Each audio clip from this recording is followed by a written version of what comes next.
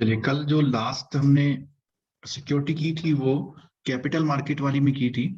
और capital market में हमने देखा था कि शेयर ही नहीं, share, debenture, convertible bonds, mutual fund, IPO की फाइनेंसिंग के लिए, ई सॉप की फाइनेंसिंग के लिए, किसी कंपनी के डायरेक्ट शेयर्स लेने के लिए, कंपनी के जो जो स्टॉक मार्केट में जो ब्रोकर्स होते हैं उनको फंडिंग करने के लिए, इन सब चीजों के लिए जो कैपिटल मार्केट एक्सपोजर होता है।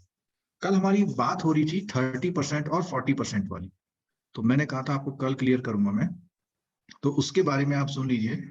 ये जो 30% है, किसी इंडिविजुअल को जब आप लोन देते हैं तो उसकी लिमिट है 30% of the net capital of the bank, और जिस कंपनी के आप शेयर को फाइनेंस कर रहे हैं वो।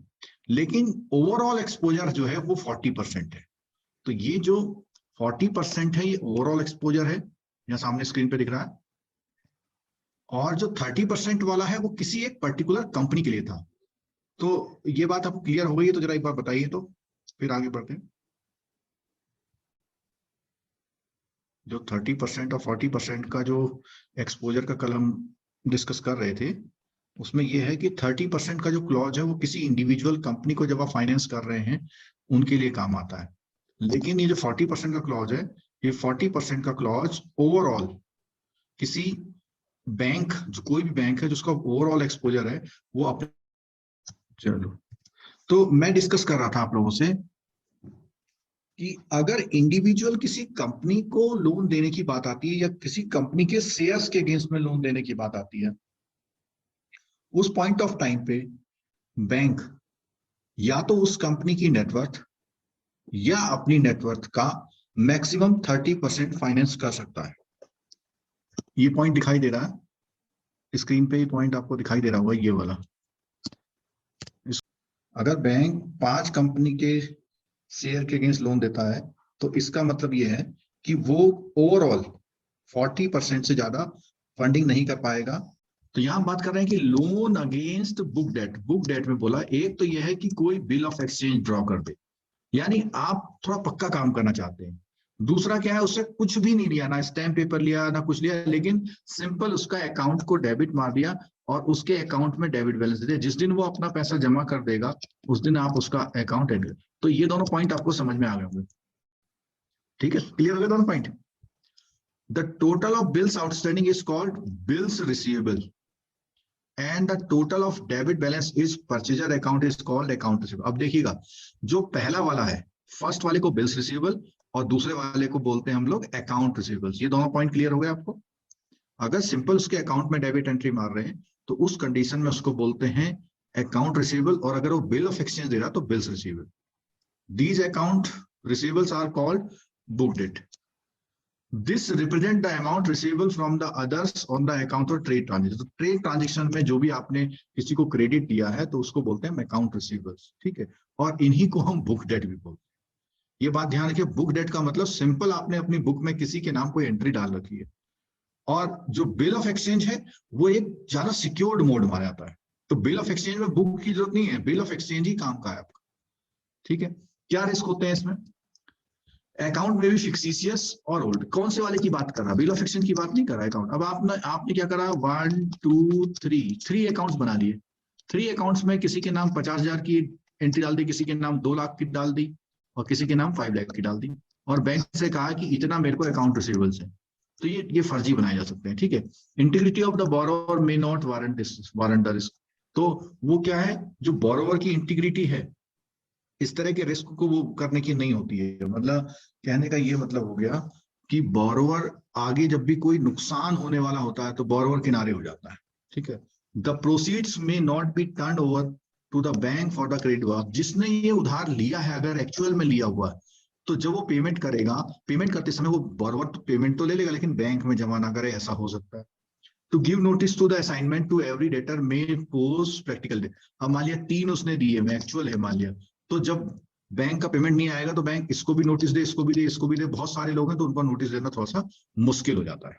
ठीक, अच्छा, एक क्वेश्चन ये आता है कि बुक डेट में कौन सा चार्ज लगता है? कोई आंसर दे सकता है?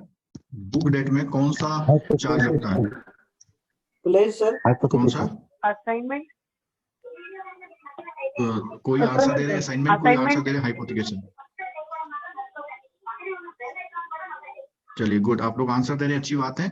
और मैं आपको बता दूं ये क्वेश्चन कई बार एग्जाम में आया हुआ है, इसमें दोनों चार्ज लगते हैं, हाइपोथिकेशन भी लग जाता है और असाइनमेंट भी लग जाता है।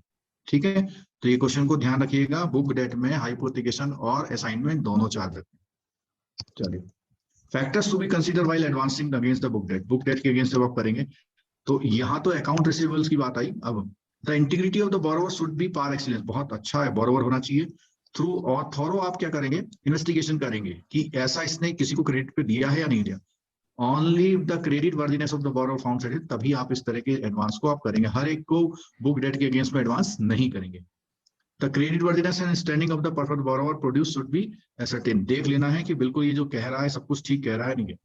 Bankers should take care of to see that account receivable against with finance to be given to the do not pertain to one buyer only। क्या बोला इसने कि बैंकर को टेक केयर रखनी है to see the account receivable against which finance is to be given do not pertain to one buyer, मतलब वो एक ही बायर को बहुत सारे उसने उधार ना दे रखे हो।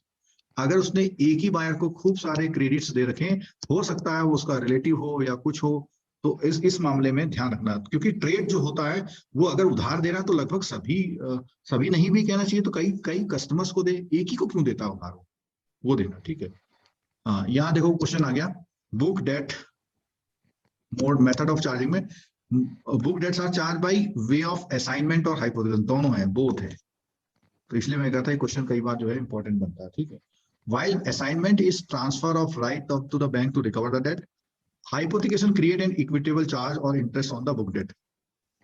ये सुन लीजिएगा, जो असाइनमेंट होता है आपको पता ही, असाइनमेंट में तो पावर दे दी जाती है कि इसका जब भी पेमेंट आएगा तो मैं आपको ही दूंगा, और हाइपोथिकेशन में क्या है, एक इक्विटेबल चार्ज। इक्विटेबल का मतलब एक तरह से दिखावटी टाइप का भी होता है। ठीक, अच्छा, mode of financing book debt, तो बुक डेट को फाइनेंस कैसे किया जाता है। देखो, अगर आपने फैक्टरिंग फॉरफिटिंग का लेक्चर सुना है हमारा, तो उसमें आपने देखा होगा जो बिल ऑफ एक्सचेंज है, तो बिल ऑफ एक्सचेंज है काइंड ऑफ बुक डेट, और जो आप लोग अकाउंट में लिखते हैं उनको बोलते हैं क्या, अकाउंट रिसीवेबल्स बोलते हैं। तो factor of forfaiting services bill of exchange लेके आता है वो। ठीक है, और उसके अलावा बोलता है बुक डेट के अगेंस्ट में overdraft, cash credit against hypothecation of book debt भी मिल जाता है। ठीक है, कुछ इंपॉर्टेंट पॉइंट है इसमें गाइडलाइन की, क्या कहता है, the facility should be restricted to first class borrower, बहुत अच्छे बोरोवर को जिनकी इंटीग्रिटी और क्रेडिट वर्दीनेस अच्छी हो उन्हीं को देना चाहिए। It should be ensured that the borrower keeps his account in A proper manner, मतलब उसकी जो अकाउंटिंग बुक्स हैं बहुत बढ़िया होनी चाहिए और ऑडिट से रेगुलरली वो ऑडिट कराता हो, तब तो ठीक है। Book debts offer as security should be of those customer whose record of accomplishment, reputation and status are certified। तो ये बड़ा इंपॉर्टेंट पॉइंट है, उन्हीं लोगों को आप बुक डेट के अगेंस्ट में फाइनेंस करेंगे। Borrower should have an effective debt collection, अब मान लिया वो उधार तो दे रहा है, लेकिन क्या वो अपने उधार को कलेक्ट भी करवा पा रहा है या नहीं कर पा रहा है, उसके पास कोई कंट्रोल मैकेनिज्म है, ये भी देखना है। एज ऑफ बुक डेट, ये बहुत इंपॉर्टेंट है, कोई भी अगर बुक डेट के अगेंस्ट फाइनेंस करेंगे तो वो मोर देन 6 मंथ का नहीं होना चाहिए। ठीक है, some bank do not consider book debt for more than 3 month, कुछ बैंक बहुत अच्छी प्रैक्टिस के लिए 3 महीने से ज्यादा की बुक डेट को कंसीडर नहीं करते हैं। और मार्जिन की बात आई तो 50% का इसमें मार्जिन रखते हैं। Verification of book debt, book debt का वेरिफिकेशन कैसे किया जाता है, तो जब सेल्स इनवॉइस उसने काटी हुई, आजकल तो बहुत आसान है, कोई मुझे बता सकता है कि आजकल कैसे आसान है कि बुक डेट का वेरीफाई करना कैसे आसान है, कोई बता सकता, आंसर कर सकता है स्टूडेंट्स में? पता नहीं। तो अच्छा, पता नहीं, मैंने बोला इसलिए आसान है, आजकल क्या है, जीएसटी आने से बिलिंग थोड़ा सा स्ट्रांग हुई है और कई जगह से क्रॉस चेक हो सकता है, क्योंकि जीएसटी इनवॉइस अगर कटा होगा तो उसका नंबर लिखा होगा, आप उससे फोन से पूछ सकते हैं, या और भी कोई तरीके हैं कि उसकी जो टैक्स रिटर्न है उससे पता कर सकते हैं।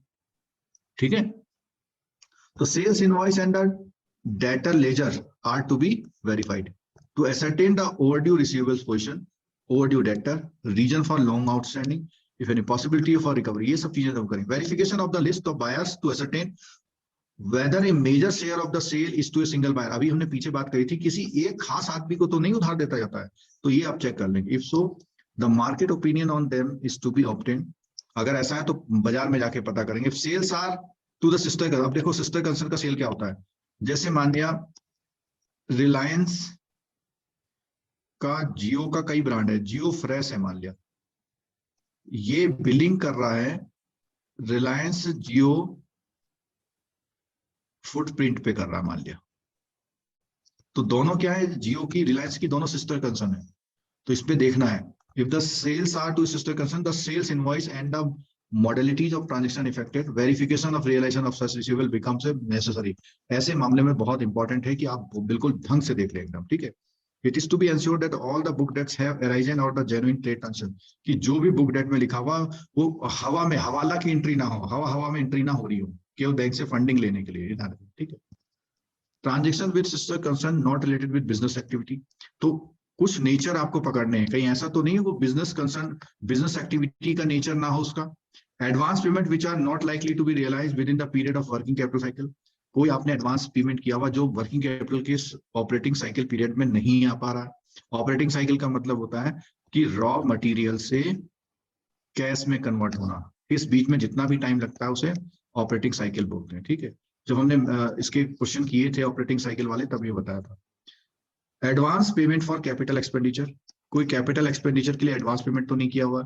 Any other advance payment discussed as debtor arising out of sale transaction, तो अधिकतर इसने जोर दिया कि जो एडवांस पेमेंट है उन पे आपको करना है, बहुत ध्यान रखना है, ठीक है।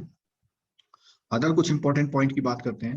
Confirmation obtain from the debtor for outstanding dues whenever debt arises, ensuring that the age of the book debt, अभी हमने बात की थी कि age of the book debt कितनी होनी चाहिए, 6 मंथ से पुरानी नहीं होनी चाहिए।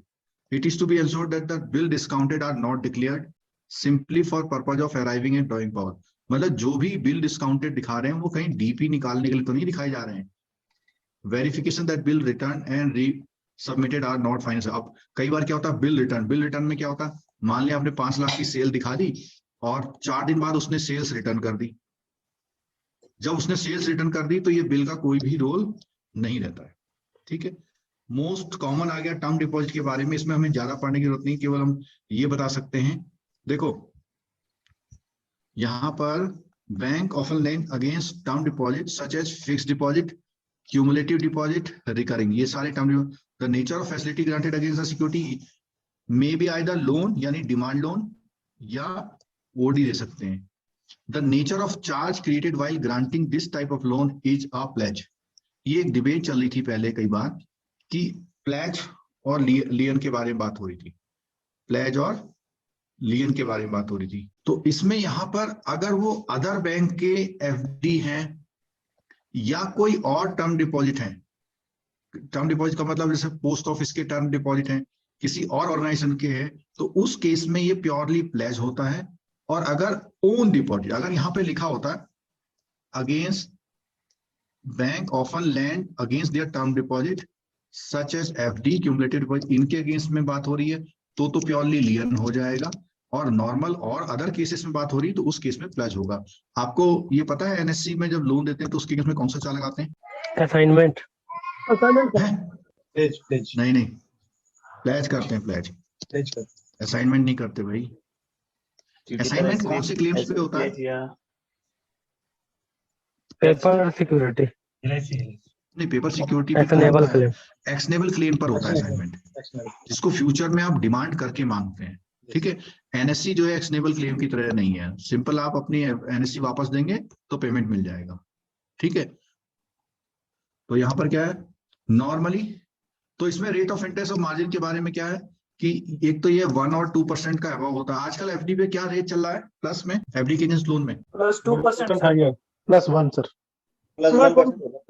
+2 तो अब नहीं होगा मेरे ख्याल से, +1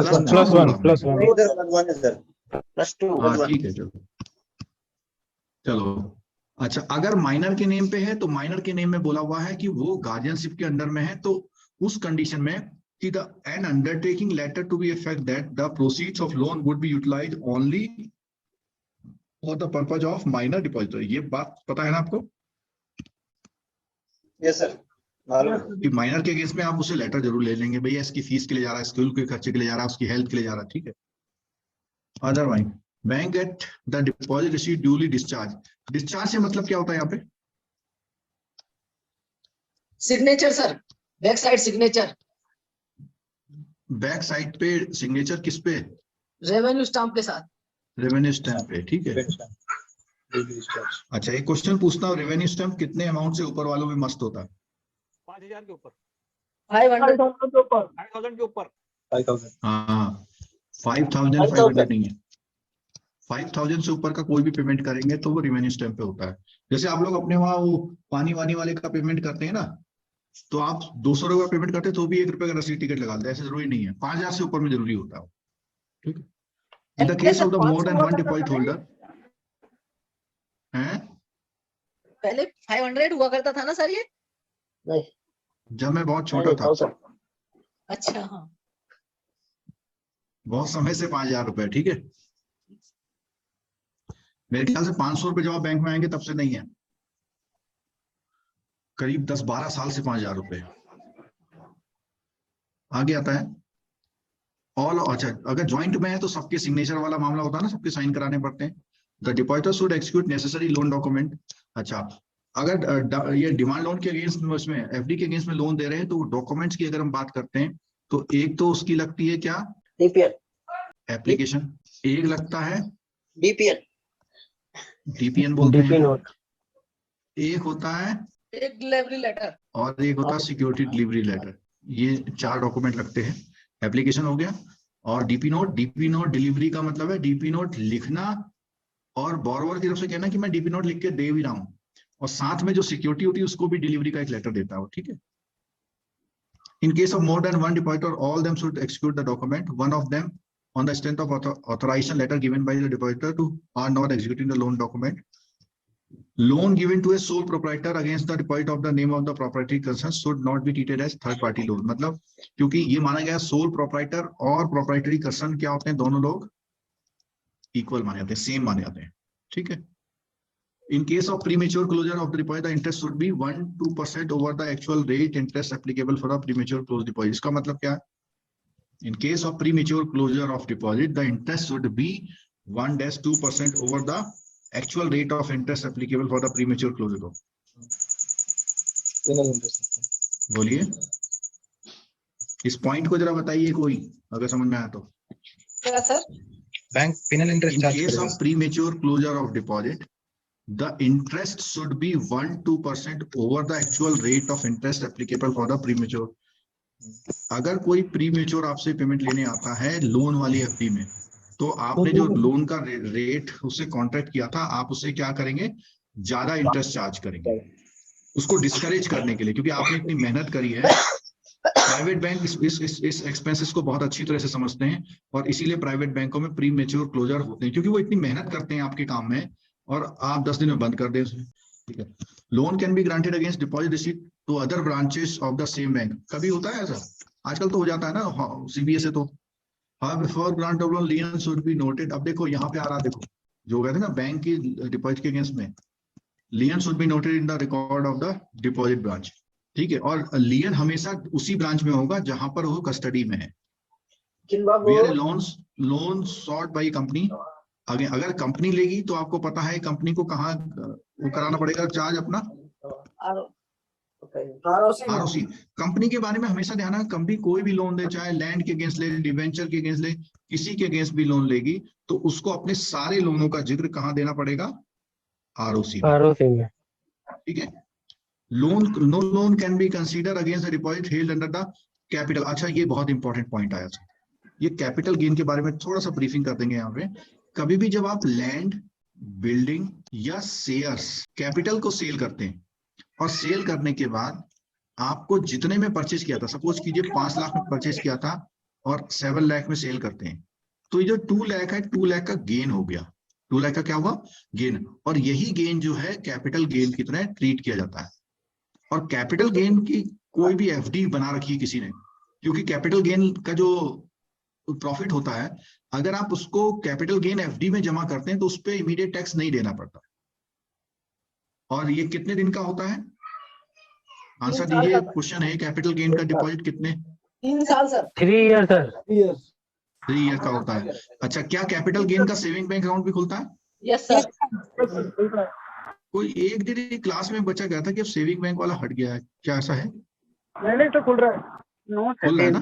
There would be अच्छा, a savings account linked to this capital. इसका पर्पज ये होता है, मान लिया आपने 60 लाख का कोई हाउस सेल किया और आप एक नया कंस्ट्रक्ट करा रहे हैं 80 लाख का, तो कंस्ट्रक्शन में पैसा धीरे लगता है ना, तो कंस्ट्रक्शन वाला जो पैसा धीरे लगता है, इसलिए वो सेविंग बैंक खोलते हैं उसमें, वहां से आप चेक काट के पैसा करते हैं. ठीक, चलिए गोल्ड ऑर्नामेंट में कुछ बातें तो हमने पहले भी करी थी, कुछ अभी यहाँ देख लेंगे हम लोग. एक तो ये क्या है, इसमें सिक्योरिटी क्या होती है गोल्ड ऑर्नामेंट में, वो चार्ज कौन सा होता है?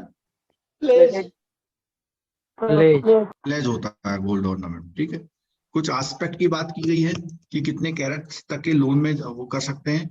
तो यहाँ पर जब हमारी लास्ट टाइम डिस्कशन हो रहा था, तो bank should not grant 75% of the value of the gold, ये बात आई थी ना. और गोल्ड ऑर्नामेंट एंड ज्वेलरी की बात भी आ गई थी हमारी. और जो भी प्राइस है वो 22 कैरेट वाले गोल्ड के हिसाब से पिछले लास्ट कितने 30 डे में जो कोट किए हुए हैं. और ये प्राइस कहाँ से मिलते हैं? Indian Boolean and jewellers association limited, ये एक ऑर्गेनाइजेशन है जो क्या करता है, डेली क्या देता है, गोल्ड के प्राइस देता है. तो इन्होंने बोला हुआ जो लास्ट 30 डे में जो गोल्ड के प्राइस रहे थे, उनके एवरेज के हिसाब से 22 कैरेट का जो प्राइस था उसके अकॉर्डिंग ही बैंक डिसाइड करते हैं. ठीक है, if the gold is of purity less than 22 carat. 24 carat पे नहीं देती है? कितने पे? 24 कैरेट 18 कैरेट तक कर सकती है. 24 कैरेट के गोल्ड ऑर्नामेंट बनते ही नहीं. यहाँ तो प्राइस की बात आ रही है ना, फंडिंग कितना करेगा वो. अगर आप 23 कैरेट का गोल्ड दे भी रहे हैं तो फंडिंग इस हिसाब से, ये फंडिंग की लिमिट बता रहे हैं हम आपको. ठीक है, और दूसरी बात है 24 कैरेट के गोल्ड ऑर्नामेंट नहीं बनते हैं. कोई बता सकता है, कोई जो लेडीज कोई यहाँ क्लास में है बता सकती है ऐसा क्यों होता है? सॉफ्ट है, वो भी ज्यादा सॉफ्ट है सर. हाँ, बहुत इतना सॉफ्ट हो जाता है कि अगर हाथ से भी आप प्रेस करेंगे तो पूरा मुड़ दब जाएगा. हाँ. तो उसकी हार्डनेस बनाने के लिए इम्प्योरिटी डाली जाती है. हाँ बराबर. ठीक है, और ये जो इसका रेशियो होता है ऐसे होता है, जैसे 24 कैरेट फाइनल होता है. अब 24 कैरेट में ये है कि अगर आपने कोई भी आइटम 20 ग्राम गोल्ड और 4 ग्राम आपने इम्प्योरिटी रखी, तो इसको बोलेंगे 20 कैरेट. अगर आपने 22 ग्राम ओरिजिनल गोल्ड और 2 ग्राम इम्प्योरिटी रखी तो बोलेंगे 22 कैरेट. इस तरह से होता है इसका रेशियो, समझ लीजिए आप. ठीक है,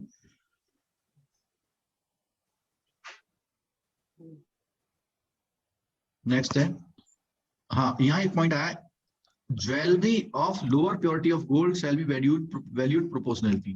अब मान लिया उन्होंने कहा 22 कैरेट का जो गोल्ड का रेट है वो 20,000 है, या मैं इसको इजी करने के लिए 20,000 है. 22 कैरेट का रेट 22,000 है, तो मुझे कोई बताएगा कि 20 कैरेट का रेट क्या होगा? कितना होगा? कम होगा सर, उससे कम होगा. 20,000. हाँ सर. क्योंकि पर कैरेट का 1,000 समझ लो ना, हाँ तो उसी के अकॉर्डिंग वैल्यू रिड्यूस हो जाएगी उसकी. ठीक है, और rate of interest varies from purpose of the loan. अब देखो, पर्पज ऑफ द लोन का मतलब आप गोल्ड लोन किस लिए ले रहे हैं, उनके पर्पज के अकॉर्डिंग बैंकों ने अपनी स्कीम्स में लोन के रेट अलग अलग किए हुए हैं. The repayment period depends upon the purpose. तो रिपेमेंट पीरियड में कई बैंकों ने मैक्सिमम कितना रखा हुआ है? 1 साल. गोल्ड का रिपेमेंट 1 साल? नहीं सर, 24 मंथ. नहीं 1 साल नहीं है. 3 साल. 24 मंथ से. 3 years. इसको जरा चेक कर लेना अपनी अपनी बैंकों की स्कीम के अकॉर्डिंग. ठीक है, 24 मंथ से. 24 मंथ है मैक्सिमम. ये मैक्सिमम नहीं है, कुछ देती है सर, अलग अलग बैंकों का अलग अलग है रूल. हाँ वही मैं कह रहा हूँ, इसको जरा चेक कर लेना, लेकिन 5 साल से ज्यादा नहीं है. अच्छा, on account of the closure of the loan account ornament return. Agriculture है तो 3 साल है सर. एग्रीकल्चर है तो 3 साल है. 3 years. एग्रीकल्चर 3 साल है. नहीं, पी सेगमेंट में भी 3 साल है सर, और उसमें अलग अलग स्कीम है. कुछ बुलेट रीपेमेंट है वो 12 मंथ के लिए है ना, और कुछ 36 मंथ के लिए है. जैसे डिमांड लोन मिलता है वो 3 साल के लिए, 3 से ज्यादा एसबीआई में नहीं है. हाँ, तो ये इस चीज को देख लेना, 3 साल बता रहे हैं मैक्सिमम, ये मैंने 5 साल बोला हुआ, इसको चेक कर लीजिएगा. ठीक है, ये फैक्ट की बात है. नेक्स्ट पॉइंट आता है कि अगर लोन देने के बाद, क्लोजर के बाद आप उसकी सिक्योरिटी को रिटर्न करेंगे, तो रिटर्न करने में एक सर्टिफिकेट जरूर ले लेंगे. एसबीआई में तो CS49 बोलते हैं, और बैंकों में पता नहीं क्या बोलते हैं. एक सर्टिफिकेट लेते हैं, वो उसमें अपने रजिस्टर में उससे रिसीविंग ले लेते हैं.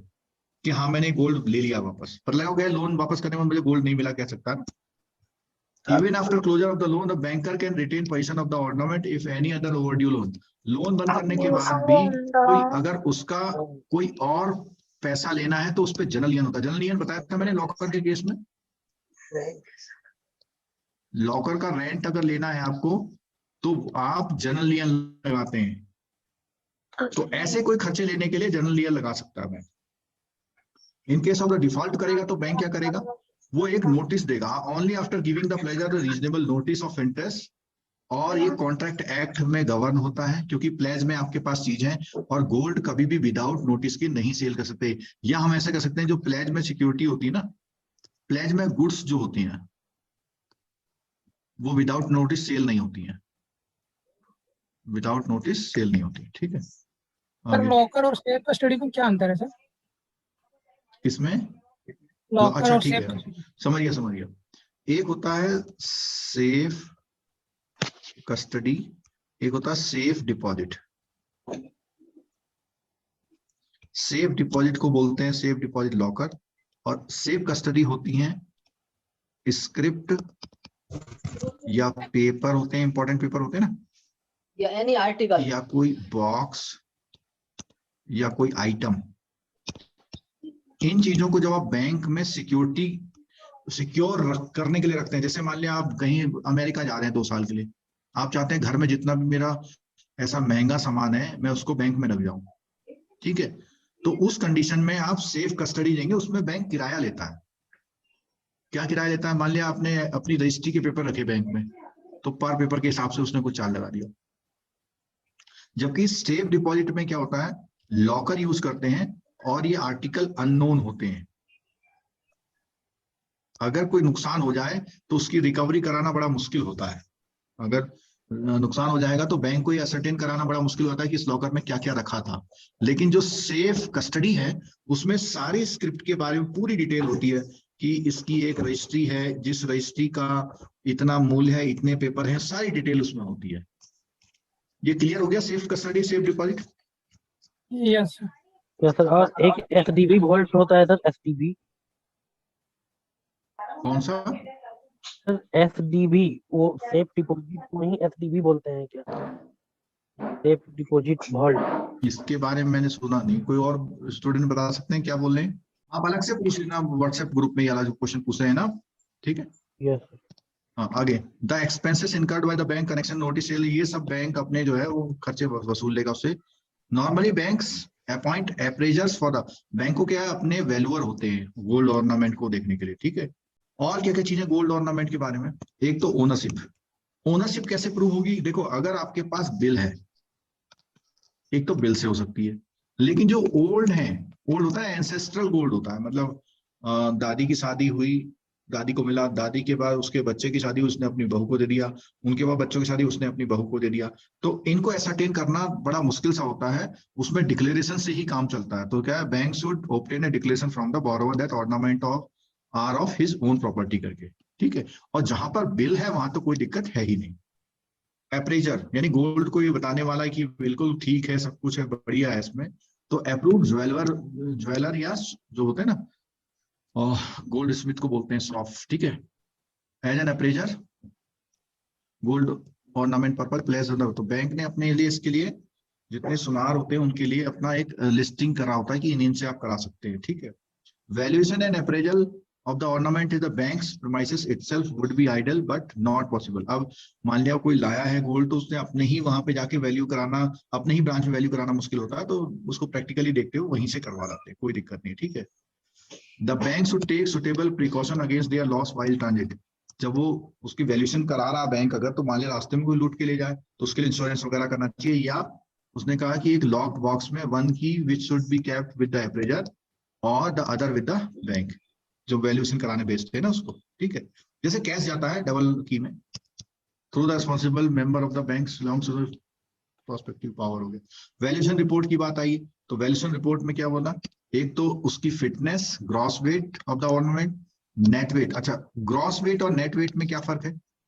जो उसमें जॉइंट होते हैं या जेम्स होते हैं, उसमें मोती वगैरह लगे रहते हैं ना, उनको हटा के करना है, ठीक है। तो टाका बोलते हैं सर उसको। हाँ टाका बोलते हैं, यहाँ है ना एलॉय स्ट्रिंग बोला हुआ है यहाँ पे, जो टाका बोला हुआ है ना, जैसे स्टोन्स बोला हुआ है जिसको मैं जेम बोल रहा हूँ, और फास्टनिंग उसमें जो धागा वगैरह लगा हुआ है, ठीक है। चलो नेक्स्ट पॉइंट आते हैं। The valuation report should be duly sign by the, ये सब साइन वगैरह होना चाहिए। रिकॉर्ड ऑफ द सिक्योरिटी, जो सिक्योरिटी है, full name of the borrower किसकी है, उसका एड्रेस क्या है, कौन सी तारीख को लोन दिया, कितना दिया है, सब कौन कौन से ऑर्नामेंट आपने देखा हुआ उसमें लिखते हैं। जो मैनेजर होता है, गोल्ड ऑर्नामेंट रजिस्टर जहां रखा जाता है जिसकी कस्टडी में होता है। अच्छा, गोल्ड ऑर्नामेंट किसी कस्टडी में होते हैं, कोई आंसर देगा? ज्वाइंट कस्टडी, ज्वाइंट कस्टडी किस किस की? फील्ड ऑफिसर और accountant.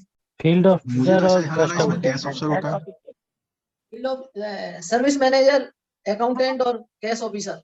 Cash officer, accountant and cash officer. Field officer नहीं होता इसमें, sorry cash officer. Cash officer या अकाउंट वाला, accountant.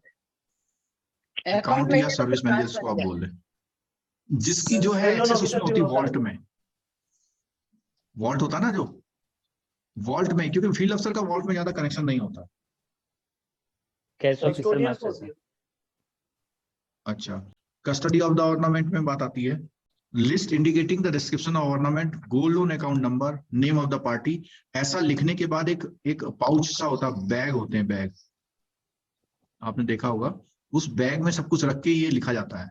Should be kept separately in small cloth bag लिखा हुआ है, और टैग लगा दिया जाता है कि भाई किससे रिलेशन है इस बैग का, और उसको बांध दिया जाता है ऊपर से मुंह से। The bag should be arranged in A tray, और एक ट्रे में सारे बैग रखे जाते हैं, ठीक है। बहुत बड़े बड़े बैग नहीं होते, छोटे छोटे बैग होते हैं, इतने बड़े बड़े बैग होते हैं, छोटे छोटे, ठीक है। पीरियड की बात आई थी, देखो यहाँ लिखा हुआ कैन बी अप टू 60 में, तो बात हुई थी यहाँ पे। तो advance against gold should be generally restricted to 6 month और 1 ईयर, लेकिन डिमांड लोन और टर्म लोन जो है 60 उसके भी होते हैं, ठीक है। मार्जिन में प्रॉपर मार्केट वैल्यू के अकॉर्डिंग मार्जिन मेंटेन करना चाहिए। रिटर्न ऑफ द, उसमें मैंने बोला हुआ है कि एक टोकन आपने लेना है, उससे एक रिसीव ले लेनी है कि भैया उसने अपना गोल्ड ले लिया है। पार्ट रिलीज का बहुत इंपॉर्टेंट पॉइंट है। मान लिया उसने 5 आइटम रखे हुए हैं, 5 आइटम्स रखे हुए हैं और उनकी कॉस्ट है 1 लाख, और आपसे लोन लिया हुआ उसने 50,000 का। अब उसमें से वो 20,000 जमा कर देता है, तो इस 5 आइटम में से 2 आइटम दे सकते हैं, लेकिन कौन से वाले? इसमें बोला हुआ देखो, care should be taken to ensure that the value of the left over ornament is sufficient to cover. जितना पैसा 2 आइटम वो वाले निकालेंगे कि इसका जो है 30,000 जो बैलेंस है उसको कवर करने के लिए, मान लिया 50,000 कवर हो जा रहा हो इस तरह से, तो वो जो सिक्योरिटी है उस सिक्योरिटी को प्रॉपर कवर कर रहा हो, इतना वो करेंगे, ठीक है। चलिए नेक्स्ट उसमें आते हैं, डिलीवरी टू थर्ड पार्टी। कभी कभी ऐसा भी होता है कि आपने लोन दिया और लोन देने पर क्या हुआ कि लोन वापस होने पर उसकी डिलीवरी वो नहीं आ पा रहे, तो किसी को अथॉरिटी देगी भैया मेरा लोन उसको दे दो, तो उसमें कहता है it can be to third party when the ornament are delivered third party. तो लेटर ऑफ अथॉरिटी लेते हैं उस बोरोवर से कि भैया इनको दे दो, और सब्सिक्वेंट कंफर्मेशन, ये बहुत इंपॉर्टेंट पॉइंट है कि अभी आपने हैंड ओवर तो कर दिए, लेकिन उसको फोन करते रहते हैं, ओरिजिनल जो बोरोवर है उससे एक कंफर्मेशन ले लेते हैं कि हाँ मुझको ये मिल गए, रिसीव्ड कंफर्मेशन, रिसीव्ड, तो रिसीव्ड करने की कंफर्मेशन ले लेते हैं उससे, ठीक है। डिफॉल्ट अगर करेगा तो उससे नोटिस देंगे, और इसमें नोटिस जो है, notice of calling upon him to repay the loan within the specified time limit. उसको कहते हैं भैया इसको वापस कर दो, नहीं तो क्या होगा, अगर उसका कोई भी रिस्पॉन्स नहीं आएगा तो रिमाइंडर देंगे, और फिर भी नहीं आएगा तो जो प्रोसीजर था उसको सेल करने का, उसको सेल प्रोसीड्स कर देंगे, सेल कर देंगे। ऑक्शन करेंगे पहले उस आइटम का, और ऑक्शन करने के बाद उसको सेल प्रोसीड्स करके जो भी पैसा होगा उस पैसे से आप अपना वसूल लेंगे, ठीक है। रीप्लेस ऑफ ऑर्नामेंट, अब यहाँ देखिए, it is not advisable to make advance against replace of ornament as this facility likely to be misused to financing money lender. तो कोई आदमी अपने घरेलू काम के लिए नहीं, बस पैसा बनाने के लिए वो ले रहा है, तो उसमें आपको वो करना है, ठीक है। The jewels placed in the bank should be insured for the appraised value against the risk of the burglary। आपने 8-10 साल पहले आपने सुना होगा मेरठ में पीएनबी में लॉकर जो था, पूरा लॉकर जो है नीचे सुरंग बना के वो कर लिया गया था, सुना होगा आपने। तो इस कंडीशन में बोला कि अपने वैल्यू को इंश्योर करा के रखेंगे, और ये हमेशा जो भी चीज होती है फायर प्रूफ, क्योंकि फायर का कोई भी इंश्योरेंस नहीं होता उसमें, क्योंकि फायर प्रूफ कैबिनेट में रखा तो नहीं जलेगा, तो उसका इंश्योरेंस कराने की जरूरत नहीं है। लेकिन पता लगा वो कैबिनेट ही उठा के ले गया कोई, वो तो कर सकता है ना, तो उसमें ensuring them against the fire may not necessary. Banks में टेक ब्लैंकेट, ये देखो ब्लैंकेट इंश्योरेंस पॉलिसी क्या होती है, कैश ज्वेल्स, और ब्लैंकेट का मतलब ओवरऑल कवर्ड। उन्होंने कहा मेरी ब्रांच में जो भी सामान रखा हुआ है वो 5 करोड़ का है, चाहे वो कैश है, क्योंकि वो डेली बदलता रहता है, तो डेली आप कहाँ से वो करेंगे, तो उसने ब्लैंकेट पॉलिसी ले ली। इसमें कई सारी चीजों का, ऑल टाइप ऑफ रिस्क को कवर करने की सारी चीजों को एक साथ लेना, उसको ब्लैंकेट पॉलिसी बोलते हैं। ठीक है, वेरिफिकेशन करेगा, इसका पैसा कौन देगा इंश्योरेंस का? क्या चीज? बैंक अपने आप बेयर करता है, अच्छा बैंक करेगा, इसका बोरोवर से नहीं लेते, वो इंटरेस्ट वगैरह में सब शामिल करते हैं। ठीक है, क्योंकि वो जो आइटम है वो बैंक ने अपने पास जेब में रखे हुए हैं, बैंक की जिम्मेदारी इसको सुरक्षित रखे। जब ये बेलर और बेली की बातें आती है, तो बेलर और बेली की रेस्पॉन्सिबिलिटी की जब बात आती है ना, तो उसमें बैंक की रेस्पॉन्सिबिलिटी में आता है कि अगर आप किसी की चीज गिरवी रख रहे हैं तो उसका टेक केयर करें। वेरिफिकेशन, सरप्राइज वेरिफिकेशन, कभी कभी उन पैकेटों में देखते भी रहना चाहिए, पता लगा 10 साल से देख ही नहीं रहा, उसके अंदर जब 11वें साल में एक नया फील्ड अफसर आया या कैश अफसर आया, उसने देखा तो उसके अंदर तो गोल्ड था ही नहीं, कुछ और रखा हुआ था। अच्छा, बुलेट रिपेमेंट आपको मालूम है, जब कोई भी लोन के मोटा मोटा अमाउंट पेमेंट किया था तो उसे बुलेट रिपेमेंट बोलते हैं। Is also permitted against the gold loan, ornament और jewellery other than agriculture purpose. Other agriculture purpose में क्यों नहीं है? क्योंकि एग्रीकल्चर पर्पज में आपकी जो इनकम आती है वो एग्रीकल्चर सीजन के हिसाब से आती है, बीच में अगर आप पैसा दे रहे तो गड़बड़ है, तो एग्रीकल्चर के अलावा वो ध्यान रखेंगे। The amount of loan sanction should not exceed 1 lakh at any point of time, 1 lakh. The period of the loan should not exceed 12 months from the date of sanction. ये बुलेट रिपेमेंट वाली बात में आ रही है। Interest will be charge to the account at monthly rest, but it will become due for payment along with the principal only at the maturity. तो monthly rest में निकालेंगे, लेकिन जब मैच्योरिटी टाइम आता है उसका जो लोन का है, तब तक अगर वो पैसा जमा नहीं करा तो एक साथ उसका इंटरेस्ट और वो रिकवर करा देते हैं। ठीक है, bank should prescribe a minimum margin to maintain the cash of such loan according fix the loan limit taking in the market value. तो ये बात हमने पहले भी कर दी थी। नेक्स्ट पॉइंट आता है, the account would be classified NPA even before the due date of the repayment if the prescribe margin is not maintain. देखो वो कह रहा है कि अगर मार्जिन से आपने गड़बड़ कर दी, जैसे अभी हम बात कर रहे थे 75% फंडिंग करते हैं, तो अगर आपने फंडिंग उसको 80% कर दी, तो उस अकाउंट को बोलना है कि चाहे वो सब कुछ बढ़िया करा और मार्जिन मेंटेन नहीं करा तो उसको आप एनपीए कर देंगे उस लोन को। ठीक है, bank shall recognise interest income on such loans their profit and loss account only on collection. और इसकी जो इंटरेस्ट एक्रूअल इनकम है उसका प्रॉफिट तभी आप लेंगे जब वो पेमेंट, वो अकाउंट क्या हो जाएगा, उसका कलेक्शन आ जाएगा, उसका पैसा आ जाएगा पूरा। Such loans shall be governed by other extant norm pertaining to income recognition।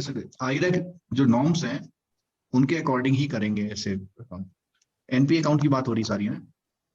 चलो, one of the most important part आगे सप्लाई बिल। इस क्लास में बैठे हुए जितने भी लोग होंगे उसमें से 80% लोगों ने इसके बारे में अभी तक शायद नहीं सुना होगा, और कुछ इंपॉर्टेंट पॉइंट हम बता देंगे।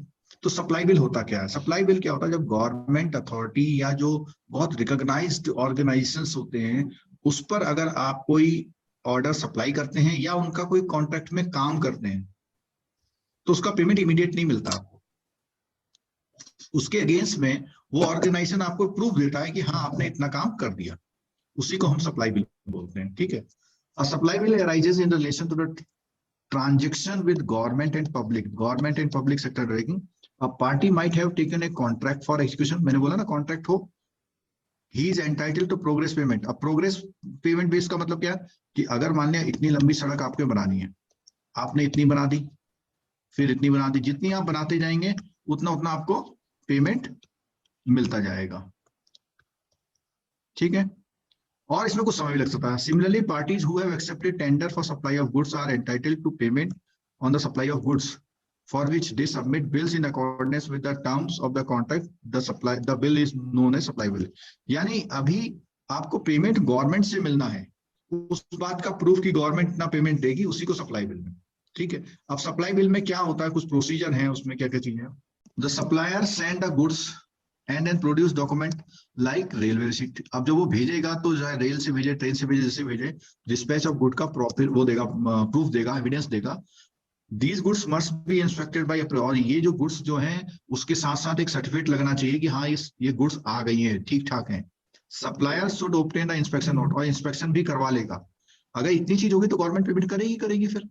In case of contract obtaining engineers certificate regarding work done, तो कॉन्ट्रैक्ट वाले केस में क्या बताया, जितना जितना होता जाएगा कि भैया 5 किलोमीटर की रोड बन गई, 10 किलोमीटर की बन गई, इस तरह सर्टिफिकेट मिलता है। द सप्लायर और contractor as the case may be prepares the bill for opening payment, government department take quite some time to verify the bill, और कुछ समय लग जाता, महीना 2 महीने मीटिंग नहीं हुई, ये हुआ वो हुआ, ऐसा करके, ठीक है। Therefore the supplier or contractor submit these bills together with the inspection note or engineer certificate to the appropriate government department through the banker and request the banker for requested advance again। तो वहां ये कह रहे हैं कि जो ये certificate वगैरह है उस सब में जो बैंक है, बैंक के थ्रू उसका पेमेंट करने की बात होती है, ठीक है। The railway receipt is sent direct to the department, but the number and the other particular of the railway receipt are entered in the supply bill। वो सब चीजें उसमें डिटेल होती है पूरी। It must be do not enjoy the status of the, और ये supply bill क्या नहीं होते हैं, नेगोशिएबल इंस्ट्रूमेंट नहीं होते। They are in the nature of debts which can be assigned। देखो सप्लाई बिल में क्या आ गया, असाइनमेंट आ गया, क्योंकि क्यों है, फिर वही रीजन आएगा। सप्लाई बिल्स क्या होते हैं, एक्शनेबल क्लेम होते हैं। सप्लाई बिल क्या होते हैं, एक्शनेबल क्लेम होते हैं। जब तक आप वो क्लेम नहीं करेंगे तब तक पैसा मिलता नहीं है, ठीक है। रिस्क क्या इन्वॉल्व है इसमें, अगर आपने कोई सप्लाई बिल का वो लिया है और उसमें गवर्नमेंट का कोई सर्टिफिकेट नहीं लिखा है तो गड़बड़ जाती है। तो उसमें बताया, although the advance is self liquidating nature, in certain cases it can take quite long time. कभी कभी बहुत लंबा पेमेंट फंस जाता है, ठीक है। किस कारण से, एडमिनिस्ट्रेटिव और गवर्नमेंट का जो प्रोसीजर है उसकी वजह से, ठीक है। It is virtually a clean advance and the bank may not realize the full amount because of the possibility of the counter claim। अब counter claim से मतलब समझ लो, सपोज कीजिए उसने कहा कि 5 लाख का आइटम सप्लाई किया, अब डिले हो गई इसमें, तो उसने कहा कि हम 80,000 माइनस कर देंगे, अब दिस इज काउंटर क्लेम। तो कभी कभी जो जिसके पास सामान आता है वो काउंटर क्लेम भी कर देता है, तो उससे क्या होता है, पैसा नहीं मिल पाता, ठीक है। और the right to set off by government department as the charges is only by way of an assignment, sometimes the government may not pass। तो यहाँ पे चार्जिंग आ गया, क्या असाइनमेंट आ गया। कभी कभी गवर्नमेंट जो है फुल अमाउंट पास ना करके कुछ अनसेटिस्फैक्टरी क्वालिटी के कारण, डिफेक्टिव वर्क के कारण कुछ पैसा काट लेती है, तो ये इसमें एक रिस्क इन्वॉल्व है कि पूरा पैसा नहीं आ सकता है। कौन कौन सी प्रिकॉशन हमें इसमें लेनी चाहिए, supply bill can be made only the borrower who have sufficient, जो पुराना काम करते आ रहे हैं, सप्लायर अच्छे हैं, गवर्नमेंट बिजनेस कर रहे हैं, गवर्नमेंट रेगुलेशन को जानते हैं, उन्हीं के केस में करना चाहिए, हर एक के केस में नहीं।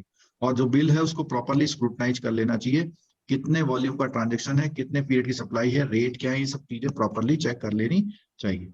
Government will not pass the bill unless they are faithful adherence. अगर टर्म्स कंडीशन में कोई भी फॉल्ट आ गया तो आपका पेमेंट फंस सकता है, ठीक है। The banker should obtain an irrevocable power of attorney from the supplier। तो ये एक ऐसा पॉइंट है वाला, irrevocable power of attorney ले लेनी सप्लायर से कि बैंकर की भाई जो पैसा है ये मुझे को आएगा। The same should be registered with the appropriate government department। Government department को भी इस बात की इंफॉर्मेशन मिल जानी चाहिए, ठीक है। आगे देखिए, the banker should obtain an inspection note और the engineer certificate along with the bills. अब जब भी आप सप्लाई करेंगे तो इंजीनियर का सर्टिफिकेट या इंस्पेक्शन नोट आपको ले लेना है, ठीक है। ये बहुत इंपॉर्टेंट आगे आ रहा पॉइंट, ये कई लोगों को नहीं पता होगा कि जब 80-85% का काम होता है तो उसमें एंटरिंग बिल मिल जाता है उसको। जैसे 5 लाख का उसने सप्लाई किया है 5 लाख का, तो पता लगा एक बिल तो उसे 3 लाख का मिल गया, बाकी जो 2 लाख है अगर उसमें कुछ एडजस्टमेंट भी होना है मान लिया तो वो बाद में मिलेगा। तो जो पहला वाला बिल होता है उसको बोलते हैं entering bill. Final bill for the balance 15-20% will be paid after completion verification of good at the point of destination। तो बाकी सारी चीजें जब बिल्कुल गवर्नमेंट सेटिस्फाई हो जाएगी कि हाँ जो आपने सप्लाई सामान भेजा था वो बिल्कुल ओके है, तभी उसका पेमेंट होगा, ठीक है। तो उसको बोलते हैं फाइनल बिल। चलो जरा फटाफट इसे क्वेश्चन कर देना जरा सामने स्क्रीन पे।